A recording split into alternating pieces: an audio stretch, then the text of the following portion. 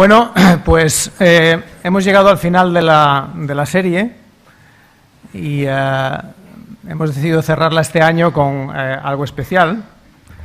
Esta serie se llama Los límites de la física fundamental y, como habéis podido comprobar a lo largo de todas las charlas, hay dos clases de límites.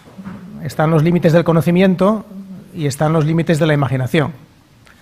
En la charla anterior habéis visto mucho sobre los límites de la imaginación, y la diferencia entre ambos depende del momento histórico. Y quien pone la diferencia entre el límite del conocimiento y la imaginación son los físicos experimentales. Los físicos experimentales son parecidos a los físicos teóricos, visten igual, tienen la misma pinta, pero no os engañéis, son un tipo de animales totalmente diferentes. Por ejemplo, los físicos experimentales están todo el rato soñando con mostrar que los teóricos no decimos más que tonterías, que todas estas cosas que imaginamos pues en realidad no son correctas, y en sus más secretos sueños lo que desean es encontrar algo que ningún teórico ha imaginado.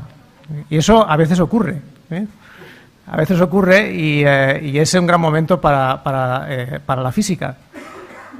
Y bueno, es muy importante que acabemos esta serie con una charla de física experimental, porque este es un momento histórico importante, porque claro, si hablamos de física fundamental, ya habéis visto que la física fundamental es lo más extremo que hay en física, y entonces la parte experimental tendría que ser también lo más extremo, y efectivamente estamos hablando de experimentos absolutamente increíbles, y digamos que son experimentos que solo se pueden hacer una vez cada 30 años, digamos, o 40, como vais a ver en la charla que sigue ahora. Y estamos en mitad de ese momento, estamos en un momento en el que todos estamos un poco en vilo, esperando a ver qué sale de esta máquina increíble que hay en Ginebra, el LHC. Y se puede decir que, bien, los problemas de la teoría de cuerdas estarán ahí dentro de 10 años todavía, muchos de ellos. Pero lo que está claro es que habrá un antes y un después del LHC. Entonces, para que tengáis una visión de qué es lo que está pasando en el LHC, un poquito de forma caliente, tenemos con nosotros a Pablo García Vía, del CIEMAT. El CIEMAT es uno de los principales... bueno, el CIEMAT en realidad son unas siglas que nunca me acuerdo qué quieren decir. O sea, Centro de Investigaciones Energéticas, Medioambientales y Tecnológicas, o algo así. Pero para nosotros lo importante es que el principal grupo de físicos de altas energías experimentales español trabaja en el CIEMAT. Es un grupo que tiene una larga historia de vinculación con los principales laboratorios europeos en física de partículas, incluido sobre todo el CERN. Y lo que tenemos aquí hoy es a Pablo, que es amigo nuestro y además es uno de los cazadores del Higgs. Es uno de los tipos que realmente tiene la pistola humeante de haber abatido el Higgs. Y lo que queremos que nos diga hoy es cómo están preparando las armas para la caza mayor que están seguramente buscando durante los próximos meses.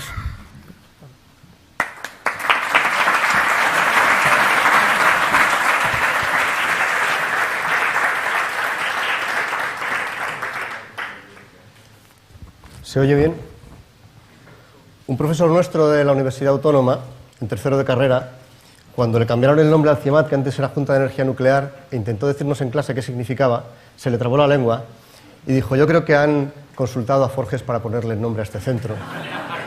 Era José Luis Sánchez Gómez, que nos daba ecuaciones en derivadas parciales. Es increíble el trabajo duro que hace uno para prepararse una charla canónica y ya empieza improvisando desde el primer minuto. Lo primero que yo quería hacer era dar las gracias a los colegas del IFT, que aunque los teóricos piensen lo contrario, los experimentales los tenemos idolatrados. Y sabemos antes de empezar el trabajo que es imposible encontrar nada que no haya pensado algún teórico, por insólito que pueda parecer. Entonces, para mí es un honor que cuenten conmigo para este tipo de charlas y otras, y es un poco incluso más emotivo si tiene lugar en un foro como este, en la residencia de estudiantes, y más en un año como este, 100 años después de instalarse en su sede definitiva, que es esta. Había hecho algo que nunca había hecho previamente, que es escribir la conferencia, la podría leer incluso, y no lo voy a hacer, pero como pienso que en la investigación científica cualidades importantes de la persona son la ilusión, la motivación y la imaginación, y eso se encuentra fundamentalmente en la gente joven, pues me gustaría pedirle a una persona joven que tiene vocación científica que me haga el favor de leer por mí la introducción a esta charla, e invito a Almudena que me haga ese favor.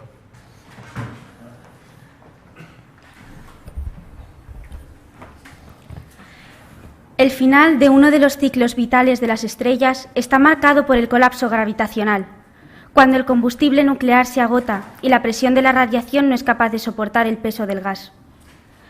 En estrellas muy masivas, la energía del colapso inicia violentas reacciones nucleares que dan lugar a las conocidas explosiones supernova.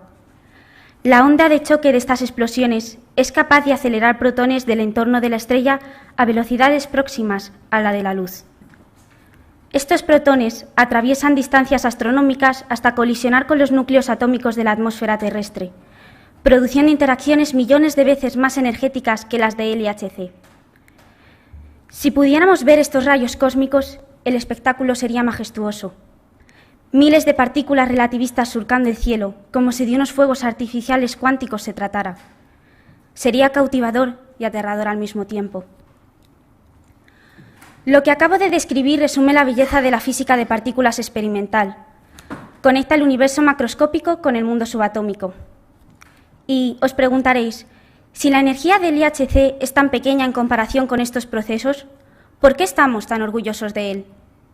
Sencillamente porque es una máquina construida por el ser humano para adquirir conocimiento, para saber de qué estamos hechos, de dónde viene nuestra materia prima, el propio universo, cuál es su destino último. Satisface nuestra ansia de saber, razón por la que estáis aquí un viernes a las 8 de la tarde.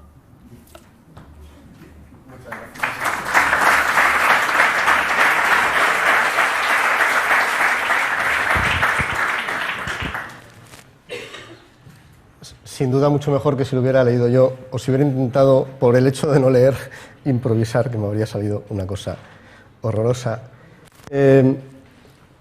Yo en esta charla pretendo dar, más que dar respuestas, abrir algunas ventanas y algunas claves de lo que puede ser el futuro de la física de partículas. Mi charla es más breve que la de Ángel, es más sencilla y además, como era previsible, él ha pisado la mitad de mi charla porque ha explicado perfectamente el modelo estándar a la escala electrodébil, que es la escala de la masa del Higgs, y a la escala de Planck, que es la escala de las supercuerdas. O sea que yo en realidad podría irme directamente a las últimas 3 transparencias y luego podríamos irnos a tomar un vino a la Casa de Aragón, que es un sitio donde se toman unas tapas que están francamente buenas. Bueno, después de esta introducción poética de Almudena voy a hacer una transición ya dura a la ciencia. Nos ha llevado unos pocos miles de años pasar de intentar mantener las ascuas de un fuego encendidas a teorías como la mecánica cuántica y la relatividad, teoría de la relatividad. Entonces, si me ciño a la relatividad especial y a la mecánica cuántica, estas dos teorías juntas, como bien ha dicho Ángel, aunadas en el modelo estándar, dan cuenta de la práctica totalidad de lo que hasta hace poco pensábamos que era lo único que había en el universo, que es el universo visible, aunque ahora sabemos que no es así. En definitiva, el modelo estándar lo que dice es que en el universo hay materia. La materia esencialmente está formada por parejas de partículas. Y esto es así, voy a insistir un poco en ello porque son las claves también de la nueva física. A la naturaleza y al modelo estándar les encanta la simetría, ¿de acuerdo? Entonces las cosas que aparecen con una cierta simetría no son por azar. Por ejemplo, tenemos partículas que van en parejas, como los quarks up y down, que forman los protones y los neutrones de los núcleos atómicos. Y tenemos, se llaman los quarks. Y luego tenemos los leptones, como el electrón, que conocemos porque están en las órbitas de los átomos, y los orbitales luego pues terminan dando forma a la estructura que podemos llamar, entre comillas, superior de la materia, a lo que todos conocemos.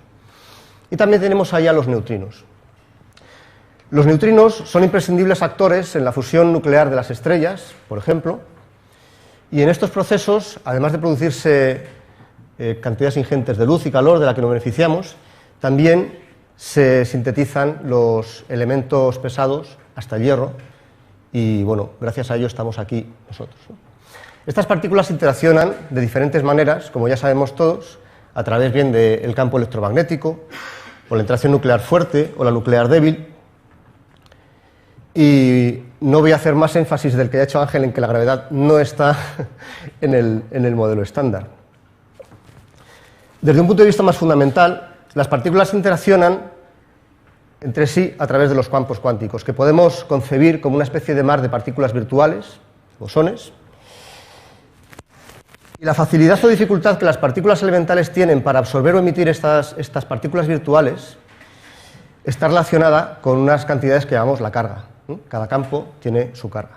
Entonces, concretamente, el campo electromagnético tiene asociada la carga eléctrica, el campo fuerte tiene asociada la carga de color o el color a secas, y el campo débil tiene asociada la carga débil, que técnicamente se llama hipercarga débil, que es un nombre horroroso. La base de esta teoría del modelo estándar, de nuevo, son las simetrías internas de esta estructura de campos y de materias, en la que, por supuesto, no voy a entrar en los detalles. Ocurre que a menudo, cuando las simetrías se rompen, se manifiestan de diferentes formas, y una forma frecuente de percatarnos de que una simetría no es exacta o está rota es a través de la masa. No es que la masa provoque la rotura, quizá a veces sí, a veces no, pero es una forma de percibirlo. Y de hecho, por eso uno introduce el campo de Higgs. El campo de Higgs permite tener contento al modelo estándar con una serie de simetrías, alguna de ellas rota, y preservando la estructura global simétrica del modelo estándar, ¿de acuerdo? Insisto mucho en esto porque la belleza del modelo estándar radica precisamente en eso, en que se basa en simetrías fundamentales de la naturaleza, de las que ha hablado Ángel de una forma muy elegante. En teoría de supercuerdas es increíble con qué fluidez emerge el modelo estándar de estas ideas que, como Pepe diría, parecen alocadas, ¿de acuerdo? El bosón de Higgs, que no es el campo de Higgs, son excitaciones de este campo escalar y también tiene masa. Otra cosa muy importante desde el punto de vista no ya teórico sino experimental es que esta teoría, bueno, lo llamamos modelo, pero es una teoría, el modelo estándar, que tiene pocos parámetros, pero tiene un gran poder predictivo. Uno puede hacer cálculos en mecánica cuántica, teoría cuántica de campos, con una enorme precisión. Y claro, como tenemos simetrías, quiere decir que tenemos cantidades conservadas. Y si tenemos cantidades conservadas, quiere decir que tenemos observables. Y eso es lo que utilizamos los experimentales para poner a prueba el modelo estándar y comprobar si realmente es roca sólida o no lo es.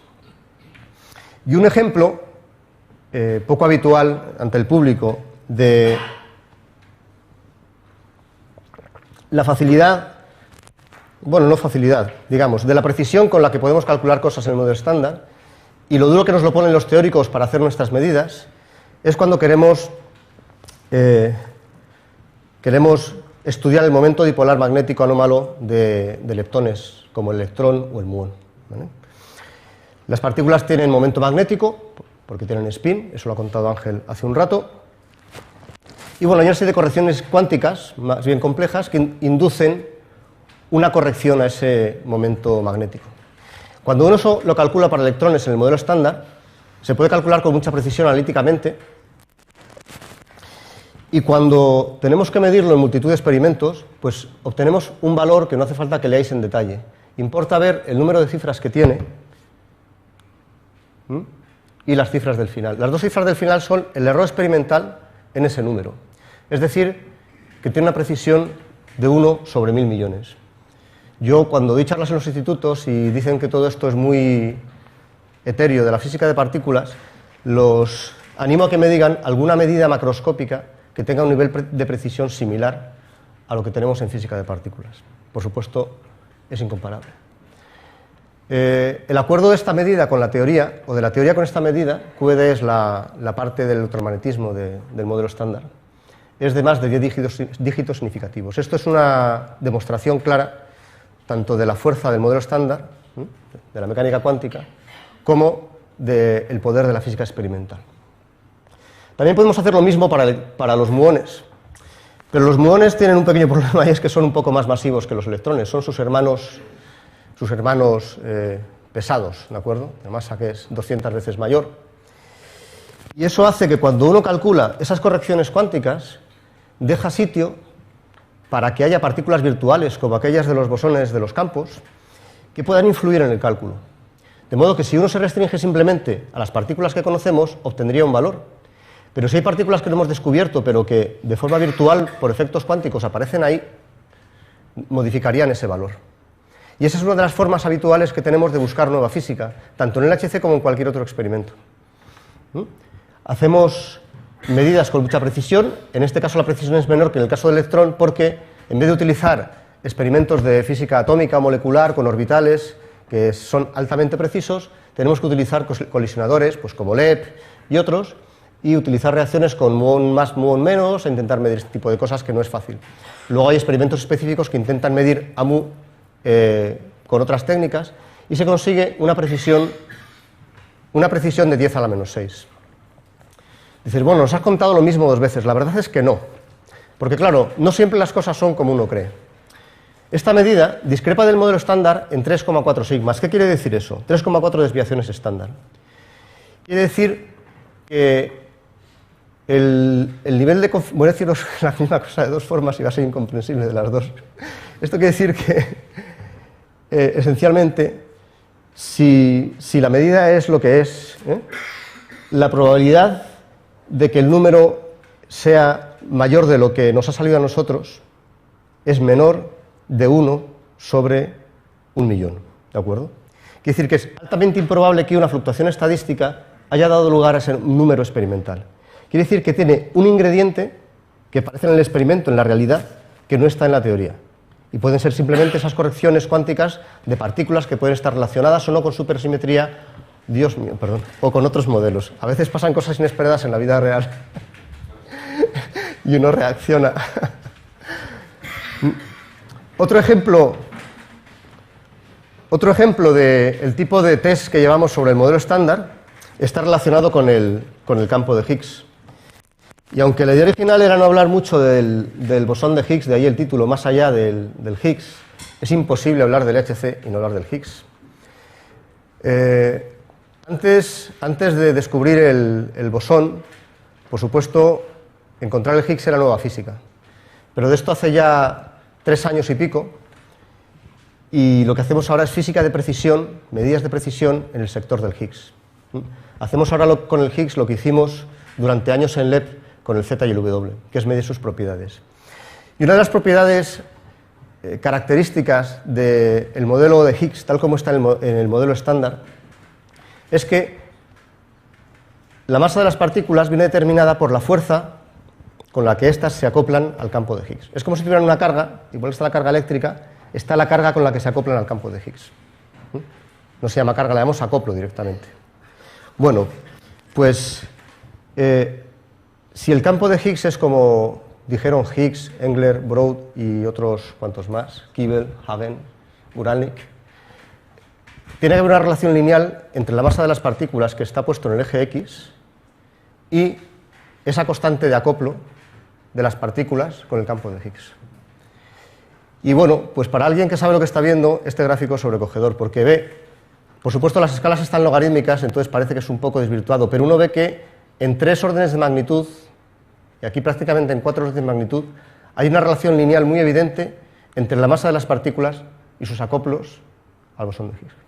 Aquí uno ve los muones, que es el más ligero que hemos podido medir, con una barra muy grande de error, porque la cantidad de veces que un bosón de Higgs se desintegra en mu más, mu menos, es insignificante. Esto es una medida de última hora altamente sorprendente. También tenemos la medida de los acoplos del Higgs al tau, que es otro hermano gordo del electrón y del muón, al quark B, y a los bosones vectoriales, al W, al Z y al top. Por supuesto, las medidas al W y al Z son las más precisas. Y aquí tenemos, no es un ajuste, sino que es la predicción del modelo estándar. Y aquí uno puede alegrarse o no, según la perspectiva que tenga de futuro. Si uno quiere ver que hay un acuerdo perfecto, puede alegrarse. Los físicos experimentales, que estamos siempre buscándole las vueltas a las cosas, queremos ver que este déficit del muón y del tau y del B y del top es significativo. Y queremos pensar que es así porque quiere decir que queda sitio nuevo para nueva física. Pero claro, lo hemos oído anteriormente, y yo también lo he dicho, que el modelo estándar es satisfactorio, explica una gran cantidad de fenómenos en muchísimos órdenes de magnitud. Entonces, desde cierto punto de vista, uno podría decir que a estas escalas de energía no tenemos nada más que hacer en el modelo estándar. Está todo hecho. Cerramos la máquina y nos vamos a casa. Pues el resto de la charla es esencialmente para convencer de que no es así, de que hay más física por conocer que de la física conocida. Por supuesto, en el ámbito teórico ha estado claro en las conferencias de estos días, y en el experimental pues voy a intentar dejarlo claro yo. Una de las primeras mentiras a medias que os he dicho, pero que lo anticipó Ángel, es que había una familia de quarks y una de leptones. Ya sabéis que no. Las teorías de cuerdas nos dicen que tiene que haber varias, y es importante que haya varias por otras razones que contaré ahora. De hecho, hay tres familias. Tenemos una pareja de quarks up and down, el quark C y S, y el top y el bottom. Y luego tenemos los leptones, el electrón, y ya he hablado del muón, y he hablado del tau, con sus correspondientes neutrinos que llevan su etiqueta ahí asociada, ¿de acuerdo? Es importante porque esto viene dado por una de las simetrías fundamentales de la naturaleza. Tenemos tres familias, y aunque en teorías de cuerdas uno encuentra justificación razonable de que tiene que haber más de una, no sabemos por qué hay tres exactamente. Sabemos que hay tres porque lo medimos en LEP con muchísima precisión, pero no sabemos cuál es la razón fundamental. Algo también que llama la atención es que dices, bueno, yo puedo tener tres familias, pero puede haber algún tipo de lógica razonable en las masas de las partículas. Puedo pensar que son proporcionales, puedo pensar que unas son el doble que las otras, o un factor 10 que las anteriores. Bueno, pues la jerarquía de masas en este tipo en el sector fermiónico del modelo estándar es uno de los grandes dilemas en la física de partículas. Porque el quark top, por ejemplo, tiene una masa que es 70.000 veces superior que la del quark up, que es el más ligero. Y el leptón tau tiene una masa que es 3.500 veces superior que el electrón, que es el leptón más ligero. O sea que si hago las cuentas, el top tiene una masa 350.000 veces más grande que el electrón. Y si esto parece catastrófico y difícil de entender que sea algo razonable, que pueda venir de primeros principios, lo más sorprendente es que las masas de los neutrinos sabemos que son, como mucho, 1/1000ª parte de la masa del electrón. Sabemos que tienen masa y que es muy pequeña, aunque no sabemos el valor exacto. Resolver este tipo de preguntas requiere hacer experimentos como los del LHC y otros de los que yo seguramente no voy a hablar. Hay otra cuestión que está relacionada con física más allá del modelo estándar, y es el hecho de por qué nuestro universo está compuesto de materia y no de antimateria. Una de las cosas que me he saltado previamente es que todas esas partículas de las que he hablado vienen como en dos sabores. Existen sabores de materia y antimateria, y el modelo estándar acomoda las dos al mismo nivel, ¿de acuerdo? De hecho, es arbitrario decir cuál es materia y cuál es antimateria. Entonces, así también cuando los estudiantes preguntan cómo sería un mundo de antimateria, les lanzo el reto y digo, bueno, es que a lo mejor vivimos en un mundo de antimateria, y los del otro universo son los que viven en el de materia de verdad. No hay ninguna diferencia a priori, ¿de acuerdo? Aunque hay medidas experimentales, concretamente del CERN, que apoyan que la materia, al menos macroscópica, se comporta de la misma manera. Bueno, pues uno tiene motivos para pensar que si la materia y la antimateria se comportan de la misma forma, ¿por qué queda materia en el universo? Al origen del universo, bastante después de la inflación, pensamos que el universo tuvo una fase, sin entrar en los detalles gore, de ser un mar de radiación caliente, se expande, y cuando la temperatura baja un poco, digamos, pues la radiación empieza a dar cantidades supuestamente iguales de materia y de antimateria. Entonces, durante un periodo de tiempo que es corto en nuestras escalas, pues puede haber un equilibrio térmico de formación de materia y antimateria y de radiación, y aquello está más o menos en una sopita, pero luego el universo se sigue enfriando, y claro, uno termina por pensar que al final, pues la materia se aniquila con la antimateria y solo queda un universo de radiación. Pero eso no es así, afortunadamente, y por eso estamos aquí. O sea, nosotros somos el experimento que demuestra que esto se viola. ¿Cuánto se viola? Se viola en 10 órdenes de magnitud. ¿Qué quiere decir esto? Que cada 10 interacciones de materia y antimateria, todas son destructivas, excepto una de cada 10 a la 10. O sea que nosotros somos una ceriza insignificante del orden de 10 a la menos 10 de la cantidad de materia y antimateria original que había en esa fase del universo en la que la materia apareció por primera vez. A esto lo llamamos violación de la simetría CP, que es una cuestión técnica y que no voy a entrar. Bueno, a estas alturas no tendría que ser sorprendente que el modelo estándar sea capaz de explicar, en cierto modo, la simetría CP, pero solo en una pequeña parte. ¿De acuerdo?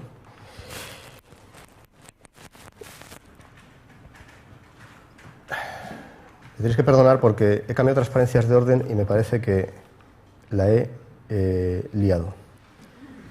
Pero yo voy a improvisar y voy a arreglarlo sobre la marcha. Dentro del modelo estándar, una de las partes más robustas que hay es el modelo de quarks, ¿de acuerdo? Y el modelo de quarks, una vez que uno tiene 3 familias, permite que haya violación de CP.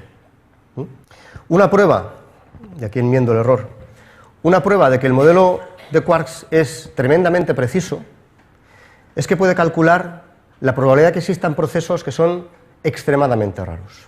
¿Vale? Ya ha saltado el bache. Y este es el suceso raro. Concretamente, este tipo de procesos que hemos detectado tanto en CMS como en el HCB es la desintegración de un mesón B sub S en 2 muones, mu más, mu menos. Pero bueno, esto, si uno ha visto gráficos del Higgs, dice, no se diferencia mucho. Bueno, se diferencia mucho. Bueno, aquí veis una imagen de CMS con las trazas en la cámara central, en azul un calorímetro, bueno, no importan mucho los detalles tecnológicos. Yo no quería hacer énfasis hoy en los detalles tecnológicos del detector. Lo que se ve es que hay 2 trazas rojas, que son los muones, y que están muy curvadas, que quiere decir que son de muy bajo momento. Bueno, pues este tipo de procesos, una vez que se produce esta partícula, un mesón es un par quark-antiquark, concretamente esto tiene un antiquark B. Una vez que se produce ese mesón, la probabilidad de que se desintegre en mu más mu menos es 10 a la menos 10. ¿Vale? ¿Qué quiere decir? Que si en todos los eventos que recoge CMS tuviera esta partícula, que no es el caso, ¿vale? Solamente una de 10 a la 10 son 10.000 millones, daría lugar a esta asignatura. O sea que si yo quiero caracterizar este tipo de eventos y compararlos con los cálculos teóricos, tengo que tomar esa cantidad miles de veces. Y esa es la razón por la que estamos forzados a tener una máquina capaz de hacer colisiones 40 millones de veces por segundo y al final nos proporciona del orden de varios miles de billones con B de colisiones en un año. ¿De acuerdo? ¿Por qué hago énfasis en esto? Bueno, como os he dicho, esta probabilidad calculada en el modelo estándar para el B sub S es 4 por 10 a la menos 9. Este 0,25 es el error en 4, obviamente, no en el menos 9, ¿de acuerdo? Y hay una partícula parecida que es el B sub 0 sin S, ¿vale? Este tiene el quark S y este no lo tiene. Su probabilidad es menor, 10 a la menos 10. Y 0,1 es el error en el 1 que no he pintado aquí, ¿de acuerdo? Bueno, observando eventos como los que acabo de enseñar, nosotros en el LHC medimos esa probabilidad. Y esa probabilidad es 2,8 por 10 a la menos 9 para el B sub S, ¿vale? Con un error de 0,7 en el 2,8, y es muy parecido a la probabilidad calculada en el modelo estándar. Pongo LHC porque esta es una medida conjunta de los 2 experimentos, LHCb y CMS. Pero en el caso de este mesón de aquí, nos sale 4 por 10 a la menos 10, con un error bastante grande, pero significativamente diferente del cálculo del modelo estándar.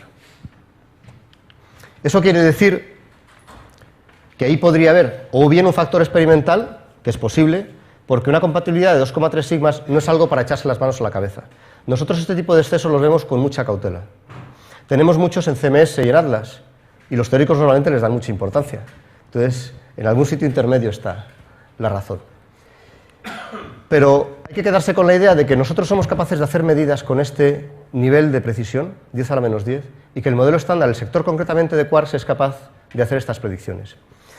Y esto lo podemos ver, bueno, quería contar también cómo obtenemos este tipo de medidas, ¿de acuerdo? Nosotros seleccionamos muones como los del gráfico anterior en gran cantidad, pero por supuesto no todos los muones más y muones menos vienen de estas partículas. Entonces miramos distribuciones cinemáticas. Y concretamente esto es la masa de parejas de muones.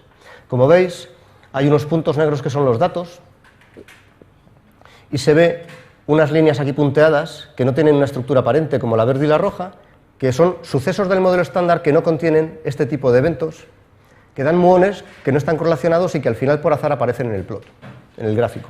Pero vemos un exceso con dos chepas, vemos un camellito, y este camellito son las dos señales del B sub S y del B0. Claro, diréis, bueno, pero eso está un poco cogido por los pelos, porque bueno, este punto está aquí arriba y es aquí abajo. Por supuesto, como podéis comprender, esto simplemente es para visualizarlo. El análisis estadístico es mucho más complejo y la línea azul sale de un análisis de otras variables que no están en este gráfico. Cuando uno ve los gráficos de LHC hay que verlos con mucho cuidado, porque de hecho aquí ni siquiera aparece el número de eventos. Aquí pone weighted candidates per sucesos pesados. Y están pesados porque hay una información adicional que no está tenido en cuenta. O sea que si alguien va, y eso lo hacen mucho nuestros colegas los teóricos, y se ponen a calcular sigmas y a rehacer el fit a mano, les sale casi siempre mal. A mí me salen mucho peor los cálculos de las secciones eficaces, debo reconocerlo. Bueno, pues si tengo en cuenta, como esas dos medidas están correlacionadas, puedo hacer un gráfico bidimensional de la probabilidad, que bueno, aquí pone B porque técnicamente se llama branching ratio, y aquí también pone B, pero es una probabilidad, y puedo ver cuál es la probabilidad de una desintegración frente a la otra, ¿de acuerdo? Y tengo un puntito rojo que es el modelo estándar. Y veo que mi medida es la cruz negra, y está a una distancia. Lo que importa es cuántas elipses hay entre ambas cosas, y se ve que hay prácticamente dos, ¿de acuerdo? Quiere decir que estamos un poco lejos del modelo estándar, pero no excesivamente lejos. Y esto deja sitio para nueva física, lo cual no deja de ser excitante. Tan excitante como el problema del momento dipolar magnético anómalo del muón. Bueno, con eso quería decir que tenemos un modelo, no voy a ir para atrás, lo dejo ahí, tenemos un modelo de quarks muy satisfactorio que comprobamos con gran nivel de precisión, pero a pesar de eso es incapaz de reproducir toda la simetría que hay entre materia y antimateria en el universo. Y eso es un claro hueco donde hay nueva física. Inequívoco. Otro de los temas de actualidad en el LHC, y parece que no tiene nada que ver, es la estabilidad del vacío cuántico. Y los que hayáis estado siguiendo estas conferencias habréis oído hablar de esto en las charlas de cosmología, seguramente la charla de Tony González Arroyo habló de estas cosas.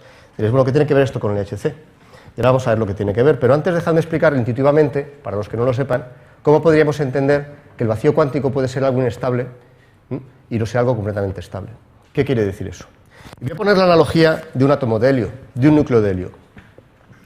Si yo tengo dos deuterios, protón-neutrón, y quiero formar un núcleo de helio, lo que tengo que hacer es acercarlos, y según se van acercando, como son cargas positivas, se repelen, entonces tengo que superar una barrera de potencial de Coulomb, ¿de acuerdo?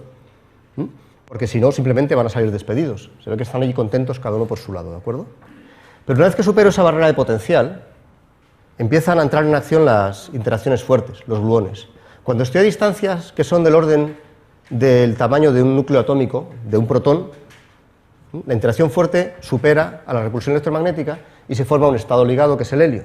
Él está aquí en su pocito de potencial y está súper contento, encantado de la vida. Él puede excitarse, su energía de excitación es pequeñita y por mucho que quiera excitarse, espontáneamente jamás va a irse fuera de su pocito de potencial. Él está encantado y no se va a desintegrar, por eso el helio es estable. Pero ¿qué pasa? Si yo hago lo mismo con núcleos pesados, por ejemplo, con un núcleo de uranio, el uranio es muy gordo. He dicho que la interacción fuerte tiene un radio de alcance muy pequeñito, del orden del tamaño del protón. Entonces ahí el balance de fuerzas de la interacción nuclear fuerte y del electromagnetismo pues cambia con respecto al helio. Entonces veis que aquí la forma del potencial es diferente. Este no está aquí abajo y el potencial no es planito, sino que se hunde. Y decís, bueno, no pasa nada, porque el uranio está ahí encantado y no va a superar la barrera.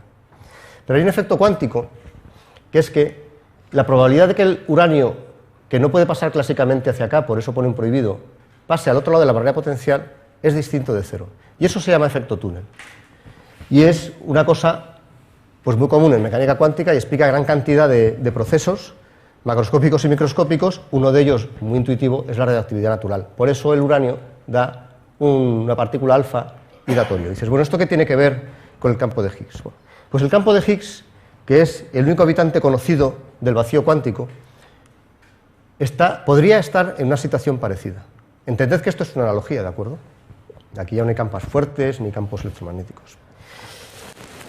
Quiere decir que podría, si el potencial del campo de Higgs tiene esta forma, por efecto túnel podría pasar al otro lado de la barrera potencial y liberar toda esa energía. Igual que el uranio libera la energía cuando tiene un decay radiactivo, el campo de Higgs podría desintegrarse, dando lugar a una gran cantidad de energía que simplemente barrería el universo tal como lo conocemos, incluidos nosotros mismos.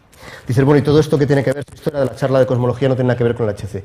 Tiene que ver con el LHC porque la forma concreta del potencial del campo de Higgs depende de muchas cosas, pero concretamente depende de alfa S, que es la carga, digamos, del campo nuclear fuerte, depende de la masa del Higgs y depende de la masa del top. Alfa S está medido con mucha precisión en muchos experimentos, también en el LHC, y MH y la masa del top están medidas también en varios experimentos como Tevatron, pero fundamentalmente en el LHC. Nosotros en el LHC hemos medido la masa del Higgs, bueno, la masa del Higgs no se había medido antes, debo decir, me he expresado mal. La masa del Higgs es 125,1 gigaelectronvoltios con un error pequeñito. Un gigaelectronvoltio, no lo dije antes, es la masa del protón, poco más o menos. Y eso está medido combinando los datos de Atlas y de CMS. Y es sorprendente que con tan pocos datos tengamos una precisión del orden del 2 por 1000 en la masa del bosón de Higgs. Cuando hablamos de la masa del top, podría haber enseñado el promedio mundial, pero debo decir con un cierto orgullo sotejado que la medida de CMS que tenemos este año es mejor que el promedio mundial que teníamos en 2014, incluyendo los datos de Atlas. Y la medida es 172,4 con un error de 0,5. O sea que la precisión es similar, es del orden del 3 por 1000.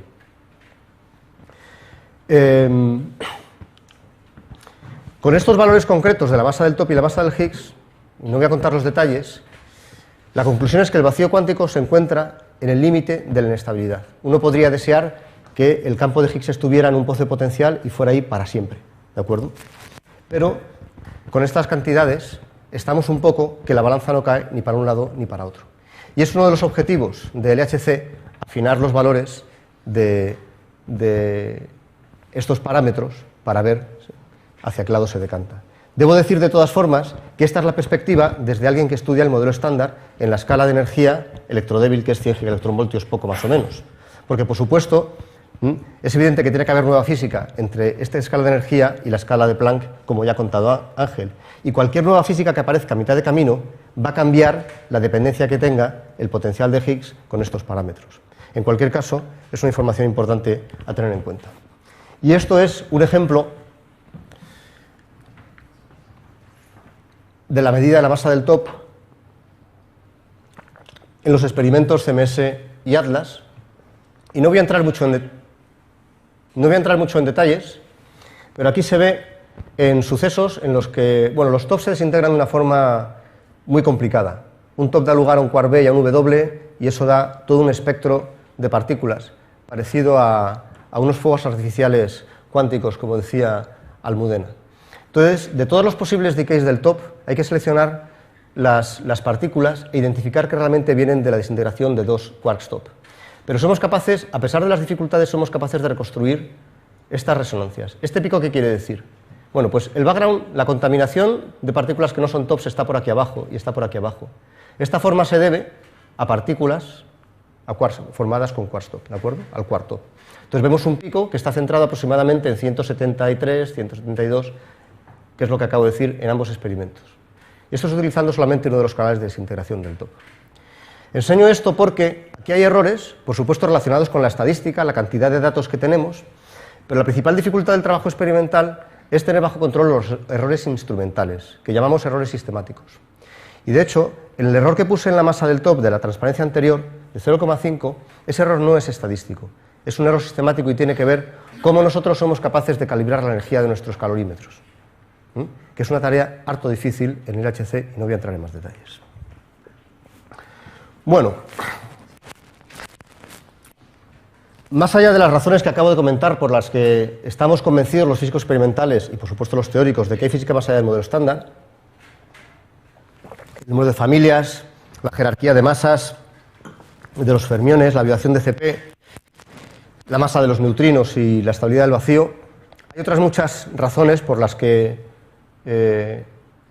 sabemos que hay nueva física, ¿de acuerdo? Y estas cuestiones importantes que están sin resolver y en las que no voy a entrar, porque ha habido charlas dedicadas a ellas recientemente y podéis ver los vídeos si no habéis estado aquí, pues es la materia y la energía oscuras, que son ni más ni menos que el 95% del contenido de materia y energía que hay en el universo. Una cuestión técnica, que es la estabilidad cuántica de la masa del bosón de Higgs. Entender cuál es el proceso que da lugar a la inflación del universo en los primeros momentos, la inflación cosmológica, y la formulación cuántica de la gravedad que entra al terreno de las supercuerdas. ¿De acuerdo? Bueno, por supuesto que LHC no tiene la llave para resolver todas estas preguntas, pero intenta dar información sobre algunos aspectos de estas teorías. Por supuesto, hay teorías que están muy lejos de la escala de energía del LHC, pero puede haber modelos que traigan esa física a la escala electrodébil, que es la masa del Higgs, que es donde estamos. Por eso nosotros, a pesar de los pesares, a pesar de que todo esté en la masa de Planck para los teóricos, nosotros nos empeñamos en buscar cosas justo a las energías que está el LHC, que al fin y al cabo es la máquina que tenemos. Buscamos materia oscura de forma directa. Intentamos, colisionando gluones, producir pares de partículas de materia oscura. También intentamos producir gravitones, ¿de acuerdo? Intentamos detectar la presencia de dimensiones extra.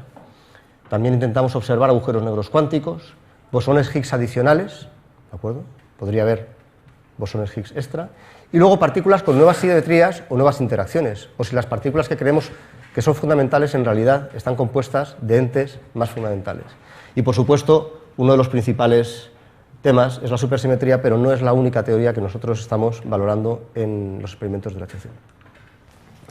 Y para dar una idea, esta me la ha pisado Ángel, pero como es de mi experimento no me importa volverla a poner. Yo robo ideas a ellos y ellos nos roban los plots. Está pequeñita porque la idea no es que la leáis. La idea es que os hagáis una idea un poco así de impacto de qué tipo de cosas buscamos en los experimentos del LHC. Esto es de CMS, pero Atlas busca cosas similares. Y entonces, pues sí, aquí tenemos leptoquarks, gravitones en modelos de Randall-Sundrum de dimensiones extra, bosones gauge pesados como un Z o W pesados, tenemos fermiones excitados, resonancias de multijets, etcétera, etcétera. Aquí tenemos dark matter y demás. ¿Y qué quieren decir las barritas? Las barritas dicen cuál es, cuando en realidad buscamos partículas masivas, como buscábamos el bosón de Higgs, el LHC tiene un cierto potencial, digamos, de energía, y esa energía la podemos transformar en masa de partículas nuevas. Y tenemos un cierto alcance en función luego de la cinemática de los eventos. Entonces quiere decir que nosotros cuando buscamos materia oscura, el potencial que tenemos es encontrar partículas que tienen aproximadamente entre 1 teraelectronvoltio, que son 1000 GeV, y 0,5, en función de los parámetros de diferentes modelos. ¿De acuerdo? Claro, a nosotros nos gustaría llegar lo más a la derecha posible. Hay modelos que hacen predicciones más fáciles de detectar, por ejemplo, modelos en los que las partículas están compuestas de otras más pequeñas y podemos llegar a 10 teraelectronvoltios. Y en otros modelos llegamos a números más bajitos. La razón de ser del RAN2 del HC es precisamente hacer que podamos extender estas barritas lo más a la derecha posible para ver si están just around the corner, como dicen los ingleses, a la vuelta de la esquina. Pero claro, no todo queda ahí porque una buena parte del esfuerzo que hay en los experimentos de LHC es buscar supersymmetry. Supersymmetry es preferida entre todos estos modelos porque resuelve varios problemas fundamentales de un plumazo, como la estabilidad de la masa del Higgs, la materia oscura y otra serie de cosas. Y bueno, de nuevo, es la misma lógica que en el gráfico anterior y ponemos límites pues, a partículas supersimétricas. El gran resumen de todo esto es que en el RAN 1 del LHC no hemos encontrado nada nuevo. Solo, si queremos decirlo en esos términos, hemos encontrado el bosón de Higgs, que no está nada mal, y hemos encontrado las desintegraciones de los mesones B. Bueno, hasta aquí era para justificar que es necesario una actualización del LHC, aumentar la energía y aumentar el número de colisiones. El número de colisiones es porque los procesos que estamos buscando, los de las tablas anteriores, son extremadamente raros y extremadamente similares a otros procesos del modelo estándar que no tienen nada que ver con nueva física. Para cada señal que puede ser de una partícula de materia oscura, dark matter, puede haber miles de millones de eventos similares que son de procesos del modelo estándar. Por eso tenemos que aumentar la luminosidad. La luminosidad es el número de colisiones protón-protón que estamos produciendo en el acelerador. ¿De acuerdo? Y además, otra cosa importante es aumentar la energía, porque hay procesos que tienen lugar a partir de una energía umbral. Hay una dependencia de las probabilidades con la energía. Y sin entrar en detalles, podemos ver que si comparo la probabilidad de tener ciertos procesos a 13 teraelectronvoltios, que es la energía que vamos a tener, que ya tenemos este año, con 8 teraelectronvoltios, que es la que teníamos los años anteriores, con la que descubrimos el bosón de Higgs, Pues las barritas de longitud dicen la proporcionalidad. Quiere decir que yo tengo casi el doble de bosones Z o de W que tenía antes, simplemente por aumentar la energía. O tengo 2 veces más ZZ, también duplico el número de eventos con quarks top, o con bosones de Higgs, o con top y con Higgs, etcétera, etcétera, etcétera. Pero cuando voy a nueva física, esta es la física que conozco, ¿de acuerdo? Pero esta es la nueva física. Y entonces, si busco Higgses adicionales, esto es un Higgs pseudoescalar, o busco partículas supersimétricas como el stop o el gluino, o busco bosones gauge pesados, o quarks excitados, o agujeros negros cuánticos, ves que las secciones eficaces, las probabilidades aumentan, pues aquí van desde 4 hasta 10 o 50, y en el caso de los agujeros negros, pues fíjate, 400 o incluso 9000, ¿de acuerdo? Y esto es la justificación que está detrás del aumento de energía del LHC. Y ahora ya, yendo un poco a lo más mundano, estaría feo hablar del futuro del LHC y no contar su estado actual. Y aquí veis la imagen de la primera vez que el LHC consiguió acelerar los haces de protones a 13 teraelectronvoltios. Aquí se ve en azul y en rojo las intensidades de los haces. Aquí el acelerador está vacío, lo van llenando, y una vez que está lleno, la línea negra es la energía, que cuando están llenándolo es de 450 gigaelectronvoltios, y en un momento dado empiezan a acelerar. Esta es la primera vez que llegaron a 6,5 por haz, que en total es 13 teraelectronvoltios. Y esto ocurrió en mayo de este año. Y bueno, desde entonces hemos estado tomando datos, y aquí se ve una imagen de un evento, es un evento un poco aleatorio, no es nada en particular, de Atlas y de CMS, que son bastante parecidos. Por supuesto que en el RAN 2 del LHC, más allá de las búsquedas directas de nuevas partículas de las que acabo de hablar, pues lo que tenemos que hacer es volver a repetir los tests, las comprobaciones del modelo estándar que ya hicimos en el RAN 1, para comprobar que el modelo estándar sigue siendo válido a una energía un poco mayor. Evidentemente uno no se espera grandes cambios, pero hay que hacerlo porque nunca se sabe. La última palabra la tiene siempre el experimento. De hecho, si nos fijamos, decir, bueno, ¿cómo de bien habéis hecho las cosas en el RAN 1 en el LHC? Esto es un gráfico muy complejo y tampoco hay que mirar todos los puntos, pero si uno activa su reconocimiento de patrones puede ver que hay información de dos tipos. Hay bolitas con unas barras de error como esta, y hay cajitas azules y verdes. Las bolitas son los datos experimentales, las cajitas son los cálculos teóricos, y el error es el cálculo, el tamaño del rectangulito es el error en el cálculo teórico. Bueno, pues ya de un plumazo se ve que en casi todos los casos, para procesos que involucran bosones W, Z, fotones, parejas de bosones, bueno, toda una plétora de partículas de estados finales, las probabilidades de desintegración que hemos medido en HC están en un acuerdo asombroso con las predicciones del modelo estándar. Y esto irá un poco con lo que dije al principio del gran poder predictivo del modelo estándar, basado en cuestiones de simetría muy básicas, y la gran calidad de las medidas que hacemos. Aquí está la parte de los bosones, aquí está la parte del top, y aquí, esta parte que antes estaba vacía, es la parte del bosón de Higgs. Y la buena noticia es que aquí tenemos una discrepancia de más de 2 sigmas de aquellos sucesos de Higgs que involucran también el quark top, que son un poco particulares y son los que nos hacen tener esperanza en que haya nueva física también en el sector del Higgs. Esto creo que me lo voy a soltar porque ya es un poco tarde. Y bueno, quería comentar que si bien el RAN 2 del HC puede arrojar luz sobre algunas de las grandes cuestiones abiertas de la física fundamental, el panorama experimental y observacional es mucho más amplio. Hay muchísimos más experimentos por ahí. Experimentos u observatorios astronómicos o cosmológicos. Y estos incluyen experimentos de neutrinos, de rayos cósmicos, tanto en la Tierra como en órbita. Hay experimentos de búsqueda de materia oscura, tanto directa como indirecta. Y ya he dicho, bueno, observatorios de materia oscura, astronomía de rayos gamma, etc. Yo aquí, aunque hay muchísimos experimentos de este tipo, he puesto en paréntesis aquellos en los que el CIEMAT está involucrado. Aquí me voy a hacer un poco de publicidad. El CIEMAT está involucrado en experimentos de neutrinos para medir las oscilaciones del neutrino. Este tema es harto interesante porque gracias a él se sabe que los neutrinos tienen masa y este año el premio Nobel de Física ha sido para los que descubrieron las oscilaciones de los neutrinos. Bueno, pues estamos en Double Shot.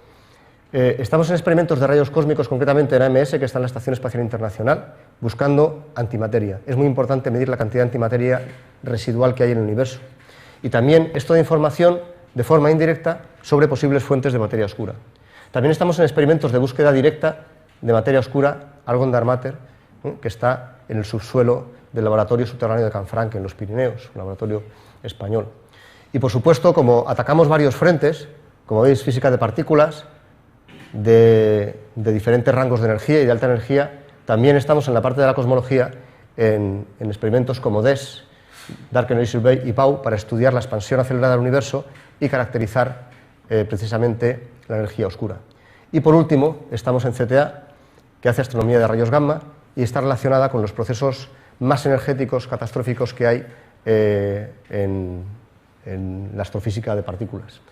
Y la buena noticia es que CTA recientemente ha sido probado que la sede del laboratorio del hemisferio norte va a estar en Canarias, en la isla de La Palma, lo cual va a ser un empuje muy grande para la astrofísica de rayos gamma en España. Y bueno, aunque el CIEMAT tiene un nombre un poco irrisorio, diría yo, y es un centro eminentemente tecnológico, y sigo con la publicidad porque a veces tenemos problemas para conseguir estudiantes. Y nuestra unidad, que es la unidad de física y astrofísica de partículas, que es como una especie de singularidad dentro del CIEMAT, porque no pega con el resto. También hay una unidad de biología, debo decir, que también es singular como la nuestra. Pues bueno, ha obtenido recientemente la denominación de Unidad de Excelencia María de Maeztu, ya que no somos un laboratorio, somos una unidad dentro de un laboratorio. Y bueno, yo creo que eso también va a ser un gran empuje para la comunidad experimental, al menos en nuestro entorno cercano. Pepe enfatizaba la importancia del grupo del CIEMAT. El grupo del CIEMAT tuvo una importancia histórica fundamentalmente hace también 30 y 40 años, cuando apenas había física de partículas en España, y ahora hay muchos grupos de física de partículas y de astrofísica de partículas en España. Pero bueno, seguimos manteniendo la línea y seguimos estando en la frontera de la física fundamental, experimental y observacional. Y ya acabo, y ahora de verdad acabo, con una reflexión, y es que creo que no hay duda en que la física fundamental está viviendo una época dorada, tanto en la teoría como en el experimento.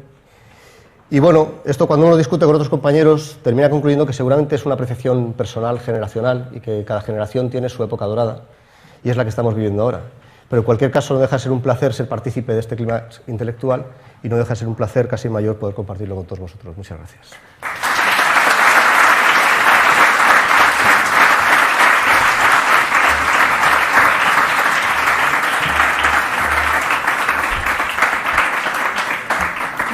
Muchas gracias, Pablo.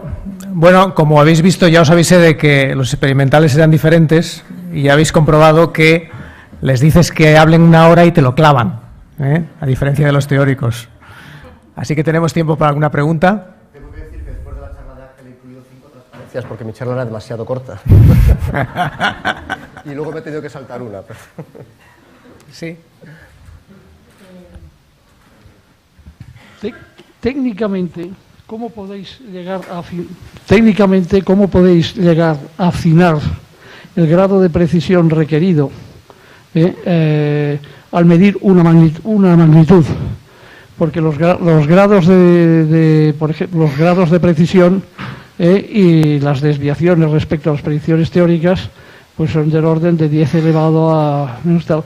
Técnicamente, ¿cómo podéis llegar a asegurar en vuestras mediciones experimentales este grado de precisión que se aparta de cualquier otro terreno de la ingeniería habitual y demás? Bueno, si hablamos, por ejemplo, del caso del momento magnético, el momento dipolo, tampoco puedo dar detalles, porque tampoco es mi campo, pero en realidad ahí no hay una medida, hay muchas medidas, ¿vale? Y las medidas son, digamos, con experimentos, no son clásicos, ¿vale? Son cuánticos, pero hay que entenderlos en otras perspectivas. Son experimentos también de física atómica, hay mucha espectroscopía, y ahí es mucho más fácil alcanzar esas precisiones. Pero quizá, llevándomelo a mi terreno, que es el del LHC, tengo que decir que la mayor parte del trabajo con diferencia del físico experimental no es hacer esos gráficos, es calibrar el detector. Entonces, de todos los miles de... Sí, calibrar el detector, el cacharro con el que medimos, nuestra regla. CMS es una regla de medir, ¿vale? Entonces, tenemos que asegurarnos de que cuando dice que esto es un metro, es un metro.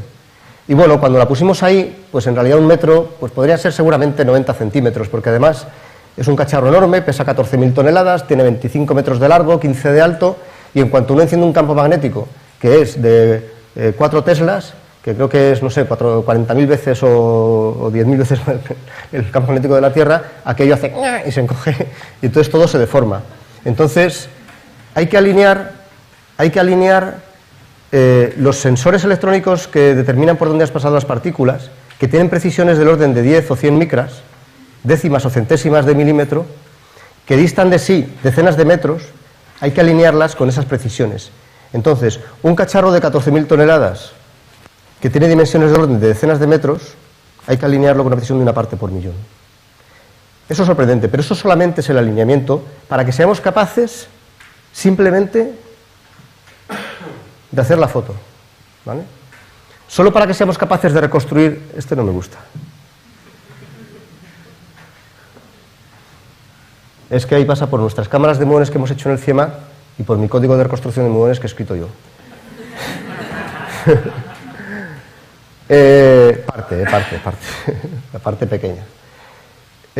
Para poder reconstruir esas trazas, todo tiene que estar perfectamente alineado. Pero luego hay que saber que la cantidad que estamos midiendo es la que es. Y eso es muy difícil. La respuesta corta es que, como lo sabemos, es harto difícil. Y el 90% de nuestro trabajo es precisamente eso, es utilizar muestras de datos para caracterizar el detector. ¿Y cómo lo hago? Pues si yo quiero ver cómo es la respuesta del detector de muones, que es el que mide estas trazas rojas, lo que voy a hacer es coger eventos de este tipo, en el que los muones, en vez de venir de un B, vienen de otra partícula más ligera que se llama el J-psi, que es un par de quarks CC barra, quark antiquark, que se desintegra a dos muones y que su masa está medida en otros experimentos con una precisión brutal. Nosotros tenemos cantidades ingentes de J-psis, tenemos tantos que de hecho tiramos todos menos uno de cada millón, nos quedamos con uno de cada millón y nos los quedamos para calibrar. Entonces, como la masa está muy bien medida, cambiamos las constantes de calibración del detector para reproducir la masa conocida del J-psi. Por supuesto, renunciamos a esa medida, pero no nos interesa. Hacemos lo mismo utilizando eventos en los que un bosón Z da lugar a un muón más y un muón menos y repetimos el proceso en dos rangos de energía, a alta y a baja. Entonces ya tenemos la regla fijada por dos extremos, por el extremo de abajo y por el de arriba. Dice, entonces no podéis medir la masa del Z, no, porque la utilizamos como un criterio de calibración. Este tipo de cosas las hacemos hasta la saciedad, con las cámaras de muones, con un calorímetro, con el otro calorímetro, con la cámara de vértice. Y una vez que está todo realmente entendido, dices, ¿ahora hacéis el plot de la masa? No, ahora ponemos unos errores a lo que hemos hecho. Estimamos cuánto nos hemos equivocado haciendo nuestro trabajo y esos errores son los que van luego a las medidas experimentales. Y por esto, y acabo con la respuesta larga, cuando vienen los colegas teóricos y nos dicen, oye, ¿por qué no me das un archivo con los cuadrimomentos de las partículas y me calculo yo la masa del Higgs? Y digo, no, te voy a dar un archivo con los cuadrimomentos de los Jeff Size, tú me calibras el detector y yo hago la masa del Higgs.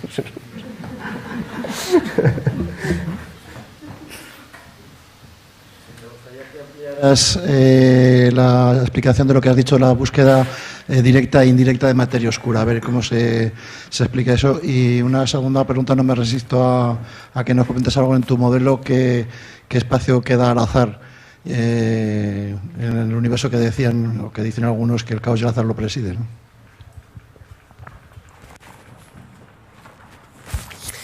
Nosotros, bueno, la materia oscura, para empezar, digamos que hay dos tipos de materia oscura. Hay una que sabemos lo que es y que la tenemos muy bien caracterizada, que son los neutrinos. Los neutrinos son materia oscura. Y a todos los efectos, dicen es que no sabemos, bueno, seguramente, por supuesto, no es ese 30% de materia oscura en el universo que produce efectos gravitacionales perfectamente cuantificables a escalas cosmológicas, ¿de acuerdo? Pero son una fuente de materia oscura. Y esto lo digo para que os hagáis una idea de cómo uno luego puede buscar este tipo de cosas. No sabemos lo que es la materia oscura, pero tenemos un ejemplo conocido, los neutrinos. No interaccionan no tienen carga eléctrica, interaccionan débilmente, es un candidato. Salvo porque son delgaditos, por lo demás serían perfectos.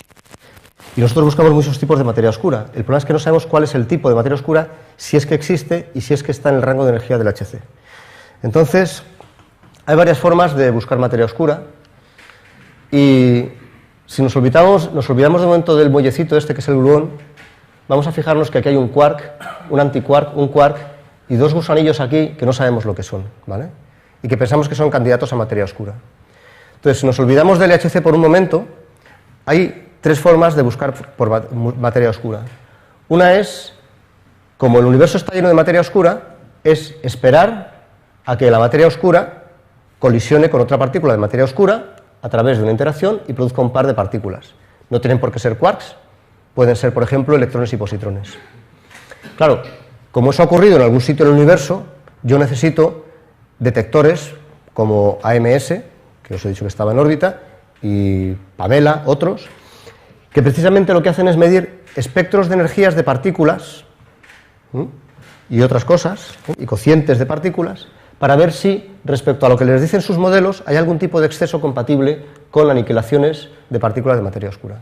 Es un método indirecto, porque uno no ve si uno viera el electrón y el positrón, dirías, a la guay, hago la masa invariante, me sale un pico y ya tengo la... Pero claro, si se chocan pasaba Andrómeda dos partículas, y un electrón viene para acá y el otro va para Sagitario. Entonces, pues yo qué sé, ¿no? Entonces es complicado. Hay que hacerlo de esa forma. Eso es indirecto. Una forma directa de hacerlo, como en Canfranc, que es lo que he dicho, es que yo tengo un núcleo atómico con sus quarks aquí y viene una partícula de materia oscura de las que hay pululando por el universo, choca con mi núcleo atómico y produce una serie de residuos visibles y luego otra partícula que tampoco voy a ver. Entonces, estos son experimentos que se llaman de recoil o retroceso nuclear, que precisamente buscan signaturas de algo compatible con que ha venido una partícula invisible, le da un golpe a mi núcleo y ha producido una serie de fenómenos ahí. Eso no se hace en el HC. Y ya por último, yendo al HC, bueno, quería dar una visión global de cómo se hace, ¿no? Para que veáis que no todo es el HC. En el HC lo que hacemos es chocar protones. Y cuando chocamos protones, en realidad estamos haciendo colisionar o bien gluones o bien quarks, o quarks con gluones. Y una posibilidad es que cuando colisionan dos quarks, estos, en sus interacciones, si tienen, por ejemplo, si esta partícula comparte alguna propiedad con los quarks, por ejemplo, interacciona débilmente, pues tú puedes producir pares de partícula y antipartícula de materia oscura en una colisión de quark-quark. Pero claro, si los quarks van a lo largo del eje del haz, chocan y producen dos partículas en su centro de masas, una contra la otra, que van atravesando el detector, ¿de acuerdo? Claro, es materia oscura, no la veo. Pasa por el detector sin ser percibida. Entonces dice, bueno, ¿y cómo lo detectáis? Bueno, aprovechamos el hecho de que es muy frecuente, y esto nos lo calculamos muy bien con el modelo estándar, los colegas teóricos nos lo calculan, pues uno puede emitir, por ejemplo, el quark puede emitir un gluón o un fotón, y este gluón o este fotón pueden dar lugar a partículas en el detector, y es lo único que vemos. Entonces, de este tipo de eventos nosotros vemos lo que venga del gluón, que es un jet de partículas hadrónicas, mesones y cosas así, un jet aislado, y en dirección contraria a ese gluón vemos nada. Y una cosa buena que tiene CMS es que es la C de CMS es de compacto, y Atlas también es compacto, aunque no tenga ninguna C. Y medimos toda la energía que se produce en la interacción, y aplicamos la conservación de energía-momento, sobre todo en el plano transverso, que es donde lo podemos hacer. Y si vemos que se ha violado esa conservación de energía y momento en el plano transverso, que falta energía en una dirección, le asignamos una magnitud que se llama la energía faltante transversa, el famoso missing ET. Una buena parte de la física de búsquedas que se hace en los experimentos del HC es High Missing ET Physics, que es física de una gran cantidad de energía transversa faltante. Y eso vale para supersymmetry, vale para leptoquarks y vale para cada todo. El HC es una máquina de hacer física de High Missing ET. Y entonces, esto tiene el chorro hadrónico y las partículas que no se ven. O bien puede dar lugar a un fotón, un Z, y ese fotón puede dar lugar a un par, mu más, mu menos, y es lo que estamos viendo aquí. Aquí se han chocado los quarks, aquí vemos otras trazas, producto de la interacción, un par de muones, que ya los conocéis de antes, en rojo, que atraviesan nuestras cámaras de muones, y si yo reconstruyo la masa de estas partículas, es posible que obtenga que provienen pues, o de un fotón, o de un Z, o lo que sea. Y en dirección contraria, veo que no hay nada, y pinto una flecha donde pone MET 400 Hz, ¿vale? 400 es una burrada de Missing ET, ¿vale?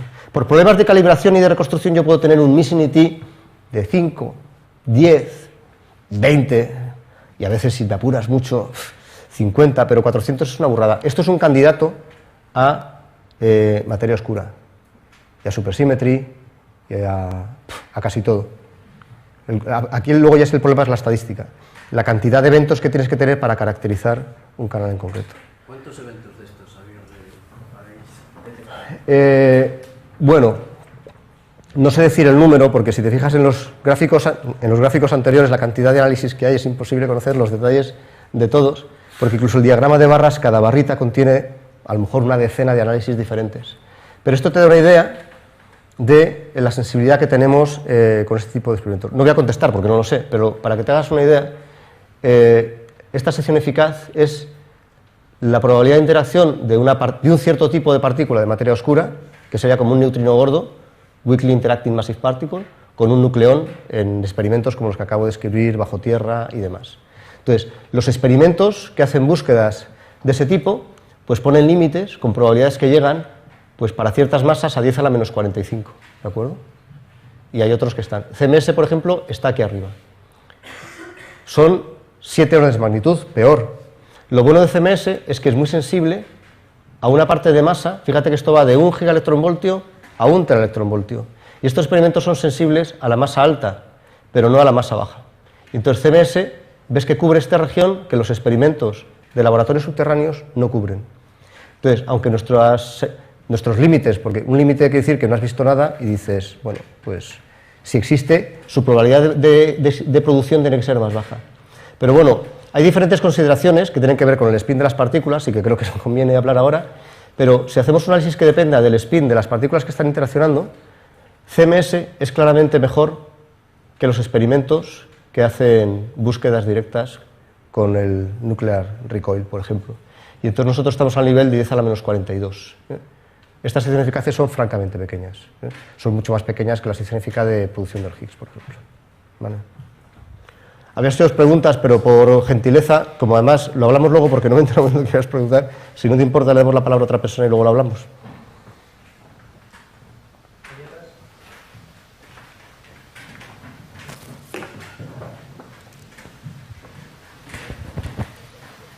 Se ha dicho anteriormente de que hace unos pocos años la energía que se medía en el LHC era de 6 teraelectronvoltios, ¿verdad?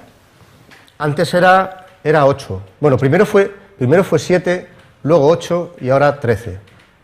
Y es 13 porque para pasar de 8 a 13 ha habido que cambiar muchas cosas en el LHC. Ha habido que cambiar algunas de las cavidades de radiofrecuencia. Una cavidad de radiofrecuencia es como un microondas que acelera protones a la velocidad de la luz. Y ha habido que repasar soldaduras porque los imanes son imanes superconductores que almacenan una cantidad ingente de energía y si por alguna razón se va la superconductividad puede haber una explosión, como ya pasó en 2008, que nos tuvo un año parados. Entonces ha habido que rehacer 10.000 soldaduras entre imanes superconductores. Ha habido que cambiar, ha habido que poner ciertas válvulas de seguridad, una maquinaria enorme de cosas que nos ha llevado esencialmente 2 años. Y eso era para asegurarse precisamente de que subir de 8 a 13 no era peligroso, pero el máximo está en 14 y nosotros intentaremos llegar a 14, pero para eso hay que ir poco a poco. Entonces este año hemos hecho toda la física que hemos hecho es hasta 13 y en el 2016 empezaremos a 13 y a lo mejor se llega a 14. La cuestión es que ahora la prioridad no es aumentar la energía, es aumentar la luminosidad. Y todo el esfuerzo que están haciendo con la máquina es aumentar la intensidad de los haces. El problema es que cuando aumenta la intensidad de los haces, un haz son 10 elevado a 14 protones. Que si lo comparas con la materia macroscópica, el número de Avogadro es 10 a la 23, pues hay 9 órdenes de magnitud. Es decir, es muy poca cantidad de materia, pero cargada positivamente. Es un pedazo de... es como un pelo humano, todo de protones cargado positivamente. Eso es altamente inestable. Hace falta campos magnéticos enormes para mantenerlo en su posición. Y esa carga eléctrica induce corrientes en las paredes del acelerador y desprende partículas cargadas como electrones. Hay desorción de electrones de los metales, tanto por el vacío como por los campos eléctricos que se forman ahí. Y eso hace que se formen, entre otras cosas, nubes de electrones. Esas nubes de electrones apantallan el campo magnético de los imanes que guían los protones por el acelerador y se pierden los haces, además de otras muchas cosas.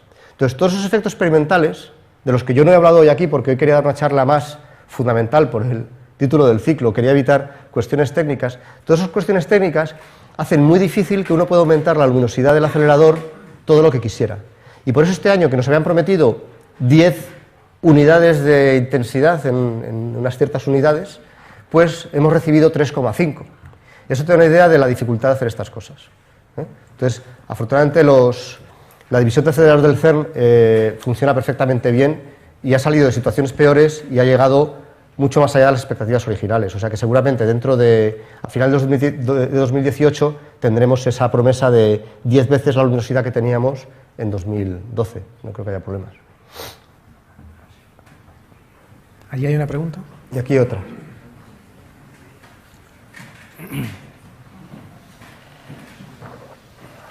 Cualquiera.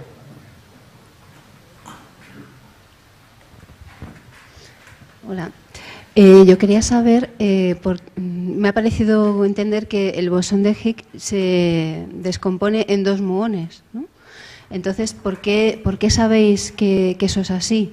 ¿Qué propiedades tiene el bosón de Higgs para que podáis deducir eso?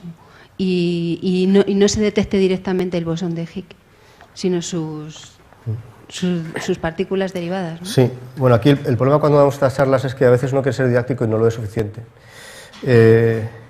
Bueno, es una consecuencia directa de la mecánica cuántica que las partículas elementales muy masivas se desintegran en un tiempo muy corto.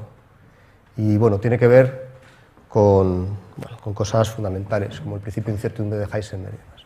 Entonces, ¿qué quiere decir? Que yo, si tengo una partícula muy ligera, tiene un tiempo de vida que es inversamente proporcional a su masa.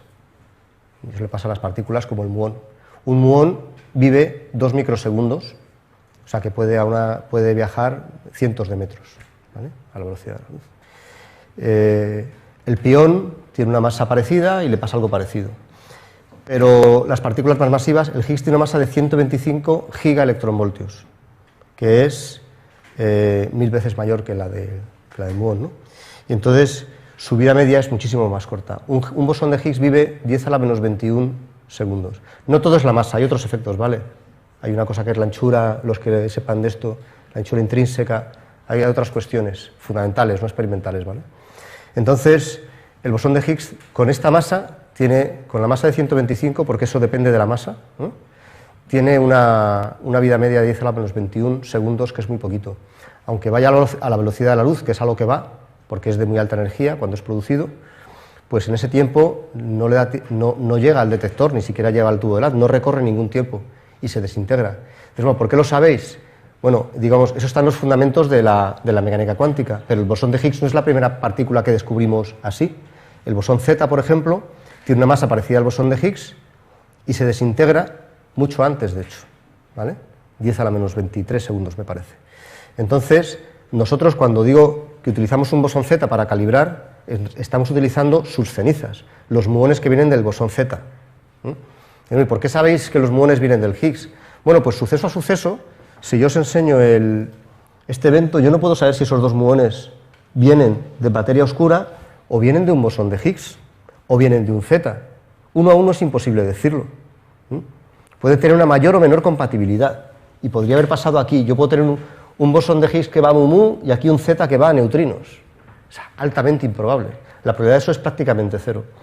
Por eso nosotros hacemos análisis, como dije al principio, con miles de billones de sucesos, que vamos seleccionando en lo que llamamos el espacio de fases, en regiones cinemáticas donde estamos favoreciendo la señal esperada en detrimento de eventos del modelo estándar que no se tendrían por qué parecer a la señal.